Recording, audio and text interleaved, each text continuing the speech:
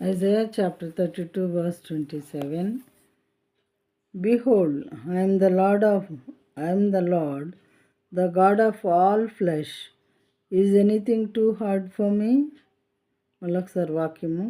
Behold, I am the Lord, the God of all flesh. Is anything too hard for me?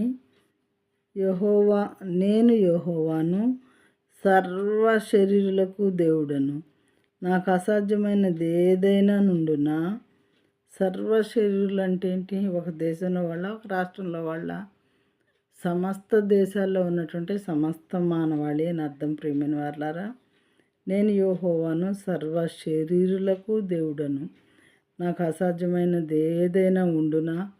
ఎవరు పడితే వాళ్ళు చెప్పే మాటలు కాదు ప్రియమైన వారలారా ఇవి. ఆయన సృష్టికర్త కాబట్టి ఆయన చెప్పగలిగాడు ఈ మాటలు. అయితే ఈ దేవుడు మరి పరలోకమును, భూలోకమును, పాతాళలోకమును సృజించినటువంటి దేవుడు. తర్వాత ఆకాశ, భూమి, సముద్రములు, ఆకాశాన్ని, భూమిని, సముద్రమును, వాటిలోని సమస్తమును సృజించినటువంటి దేవుడు. చాలా చోట్ల రాయబడి ఉన్నది. చాలా రెఫరెన్సెస్తో నేను కూడా చెప్తూనే ఉన్నాను. తెలియనటువంటి సహోదరులు తెలుసుకోవటం కోసం మాత్రమే. మన కంఠంలో ప్రాణం ఉండగానే సత్యాన్ని అన్వేషించుకొని తెలుసుకోకపోతే ఒకసారి మనం ప్రాణం పోయిన తర్వాత చాలా నష్టపోయే వారంగా ఉంటాం ప్రియమైన వారలారా. బైబిల్ ప్రకారం మరో జన్మ అనేది లేదు. ఈ ఒక్క జన్మ మాత్రమే.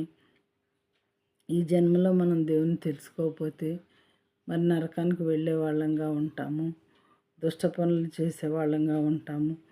దేవుణ్ణి ఎప్పుడైతే తెలుసుకుంటామో మనం పరిశుద్ధమైన జీవితాన్ని అలవర్చుకుంటామో మన హృదయం మార్చబడుతుంది, కడగబడుతుంది దేవుని చేత. అందుకనే దేవుడు ఎక్కడ? నేను యెహోవాను, సర్వ శరీరులకు దేవుడను, నాకు అసాధ్యమైనది ఏదైనా ఉండునా అని అడుగుతున్నారు.